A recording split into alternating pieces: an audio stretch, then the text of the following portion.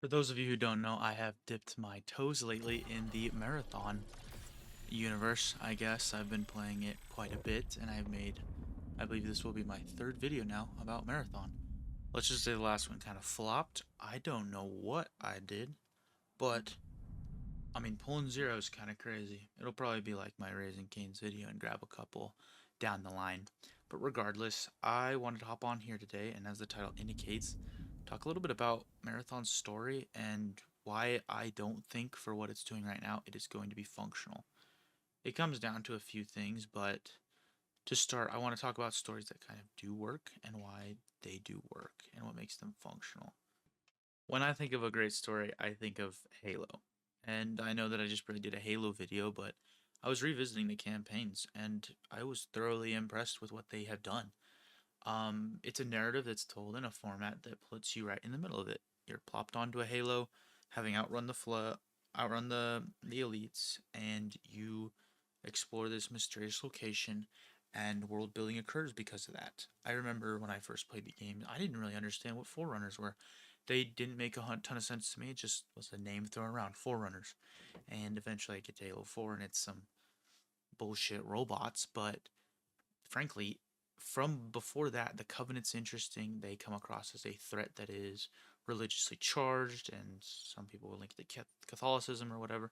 But it's interesting. It hooks you. It makes you want to honestly figure out what is going on. And Master Chief could be the most boring protagonist of all time, just being a blank slate. I'll go give them back their bomb type shit. But when it comes down to it, the story functions in my opinion, from a gameplay standpoint. It still has cinematics. It still has cutscenes that function for moving forward a story, and they're compelling. They're interesting. They are, I guess, provoking to some degree, but it's the gameplay that helps it the most. You are in a world, and you have these, in my opinion, scenes created by the developers that are meant to kind of have situations occur, epic moments that are extravagant, you could say.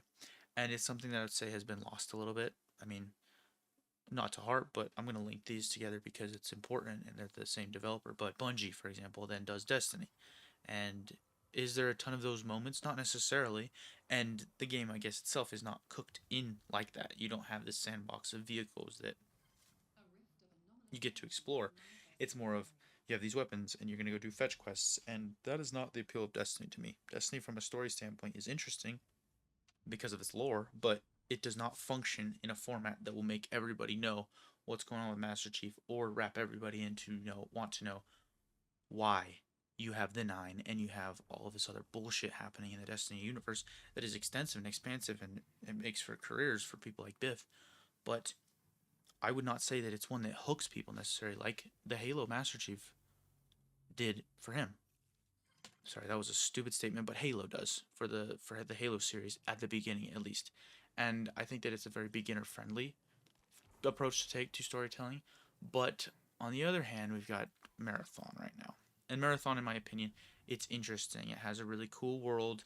I enjoy the sort of, they do a lot of world building. You can see it in the guns, but you'll have like different parts that are from different manufacturers, and it's clear that industry is taking over. And from that standpoint, it's very compelling. It's very futuristic and a different approach, especially from a design standpoint.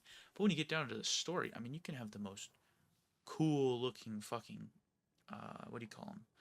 These like gods, I guess. These corporate individuals that you're working for, and they can be extremely intriguing. I look at the guy that's orange with a lion behind him, and that is like, it just makes you go, what the fuck is that thing? And you want to know what it does, and you honestly assume it's powerful. And I mean, then I'm gonna harp on this, and I'm singing praises to Marathon lately because I have enjoyed the game. You will then watch the thing. It gives you dialogue that's meant to be the story of this game. That's meant to kind of create this universe that you want to explore. And I mean, hell, that's probably one of the biggest reasons why it doesn't work. Coming back to the topic, my bad, but I mean, the story itself, it's intriguing. Like I was just saying about this fucking orange guy. But when it's presented in a format that it just makes you want to press the spacebar and spam through it, this dialogue that it's spewing at me, it's not gonna hook me. It's not gonna make me want to learn it. And I think that it's a part that they're definitely squandering with this game. And I get that it takes a lot to make a campaign, especially one like Halo's, where it's kind of built around the campaign, and then you have this multiplayer with a sandbox. It's brilliant in my opinion, and it's not been done a ton since then. But and I'd say that's praise to Halo. That's why it's so timeless. But this game itself right now, I don't believe it's going to function from a story standpoint.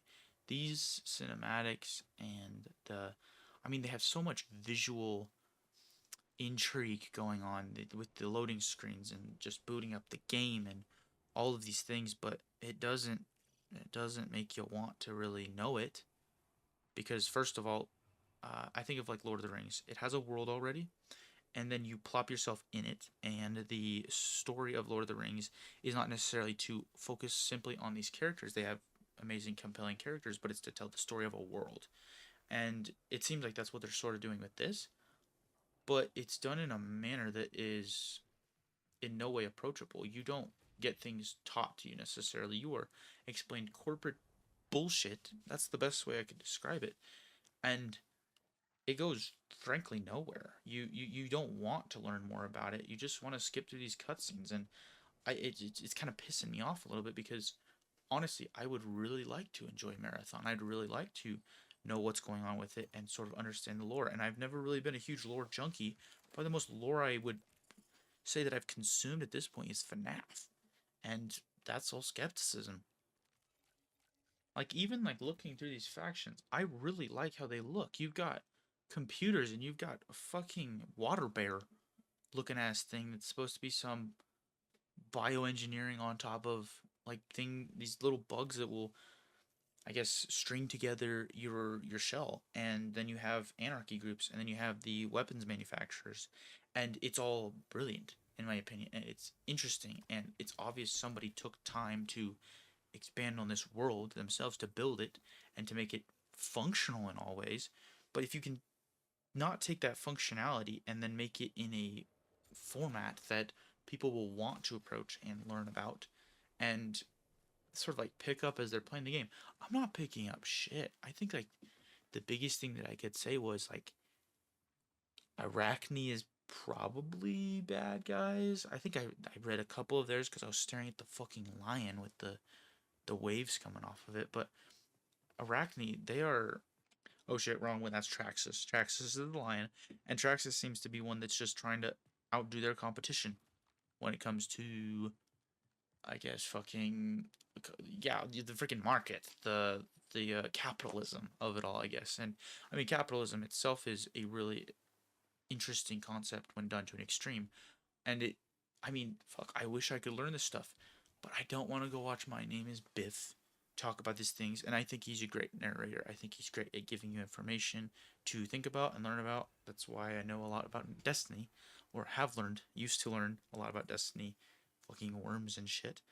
But I don't know. I don't view this as palatable for people, especially your everyday person who does not have millions of hours to pour over these codecs and lore in order to just simply understand the game itself.